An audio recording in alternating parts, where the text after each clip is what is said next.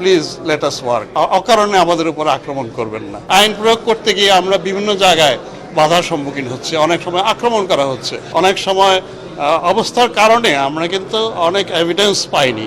তো সেইগুলো কিভাবে বিকল্পভাবে আমরা এগুলোকে কভার আপ করতে পারি সার্কামস্ট্যান্স দিয়ে আমরা বিজ্ঞ বিচারকদের কাছে সেগুলো সাবমিট করব। এখন বিচার করার ভার তো তাদের উপরে, কিন্তু আপনাদের মাধ্যমে আমার মেইন মেসেজ যেটা নাগরিক সমাজের প্রতি, দেশবাসীর প্রতি, সেটা হচ্ছে এই যে আমরা মানে থানাগুলো সব কিন্তু শূন্য হয়ে গেছিল ঢাকা শহরের, অ্যাটলিস্ট বাইরের হাতে ছিল, এবং এটা কোনোদিন কিন্তু ছিল না। 1861 থেকে পুলিশ কাজ করছে, কোনোদিন এরকম ঘটনা ঘটেনি। পুলিশের মধ্যে যে অপরাধ বোধ ছিল সেই অপরাধ বোধ থেকেই তারা পালিয়ে চলে গেছিল। আমরা সেইখান থেকে মানে জিরো না, নেগেটিভ অবস্থা থেকে কিন্তু আস্তে আস্তে আমরা চেষ্টা করতেছি পুলিশকে আবার দাঁড় করাতে, এবং যারা অপরাধী তাদের তো অবশ্যই বিচার হবে। অনেক অপরাধী পুলিশ আছেন যাদেরকে আমরা অবশ্যই বিচারের সম্মুখীন করব। আপনারা দেখেছেন অনেককে আমরা গ্রেফতার করেছি, কিন্তু বাকি যারা আছেন তাদেরকে নিয়েই তো আবার কাজ করতে হবে। এখন আইন প্রয়োগ করতে গিয়ে আমরা বিভিন্ন জায়গায়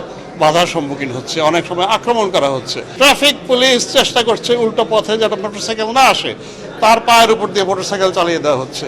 এটা এটা এটা এটা আমি মনে করি যে আমার বিশ্বাস এবং আশা যে সমাজ অন্তত এইখানে এত বেশি আবেগতাড়িত না হয়ে আমাদেরকে তারা গ্রহণ করে নেবেন, আমাদেরকে কাজ করার জন্য তারা কাজের পরিবেশটা তৈরি করে দেবেন, ফ্যাসিলিটেট করবেন। আদারওয়াইজ এই সমাজে আলটিমেটলি অপরাধ দমন বলেন, আইন শৃঙ্খলা বলেন, এই পুলিশকে দিয়েই তো আপনাদের করাতে হবে, until there is some other alternative, যেটা পৃথিবীতে কখনো হয়নি, এখনো তার বিকল্প কোনো ব্যবস্থা হয়নি। তো এই জায়গাটায় আমার মানে একেবারে আর্নেস্ট রিকোয়েস্ট টু এভরিওয়ান যে প্লিজ লেট আস ওয়ার্ক, অকারণে আমাদের উপর আক্রমণ করবেন না।